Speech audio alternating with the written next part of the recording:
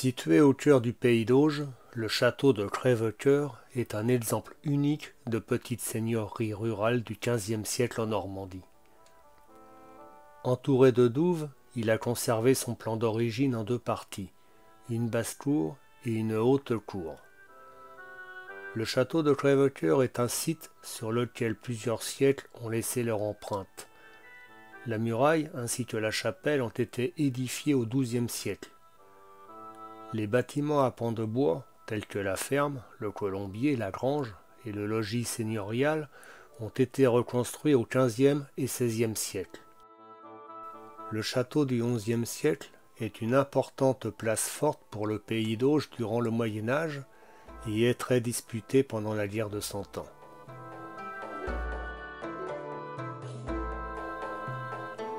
La porterie provenant de l'ancien château de Beuvillé, près de Lisieux, est déplacée puis remontée en 1973 à l'extérieur du site médiéval. Ce bâtiment sert aujourd'hui de lieu d'accueil et de boutique. La porterie est flanquée de deux tourelles circulaires surmontées d'un toit en poivrière. Percée d'une porte charretière, le rez-de-chaussée est construit en damier de briques et de pierre. L'étage est à pans de bois dont le colombage est constitué de croisillons. La basse-cour était accessible par un unique pont. Au XIe et XIIe siècle, elle est entourée d'eau et par un talus surmonté d'une palissade en bois. Elle servait de refuge aux villageois en cas d'attaque et était le lieu de vie des paysans du château qui cultivaient les terres du seigneur et s'occupaient de ses bêtes. La ferme, bâtiment percé d'un porche constituant l'accès unique à la basse-cour, est construit sur un mur solin en pierre. Les étages sont à pans de bois vertical avec des écharpes obliques. À l'origine, une partie de la ferme était réservée à l'habitat du fermier. L'autre partie était occupée par des étables surmontées par un grand comble pour le stockage des fourrages.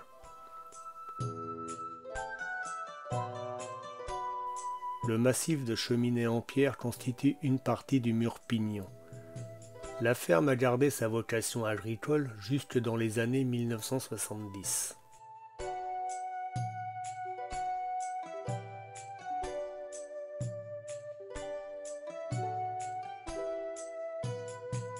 Le colombier, symbole de pouvoir féodal et de richesse, le droit de colombier réservé aux tenants du fief, est constitué de 1500 boulins pouvant accueillir chacun un couple de pigeons.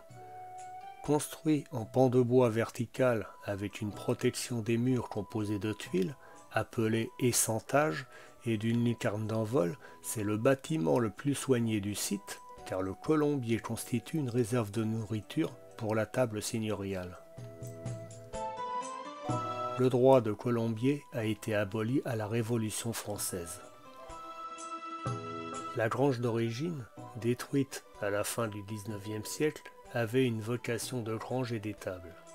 Le bâtiment actuel, réimplanté dans les années 1970, est construit sur un haut mur solin en pierre surmonté d'un pan de bois strictement vertical.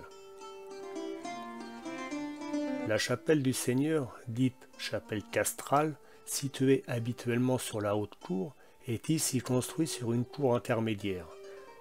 Son architecture présente des caractéristiques de l'art roman. Forte épaisseur des murs renforcés par des contreforts, ouvertures étroites et peu nombreuses, arc en plein cintre à décor en dents de scie. Et à l'intérieur, charpente en berceau et vestiges de peinture murale. La chapelle a été désaffectée dans les années 1930.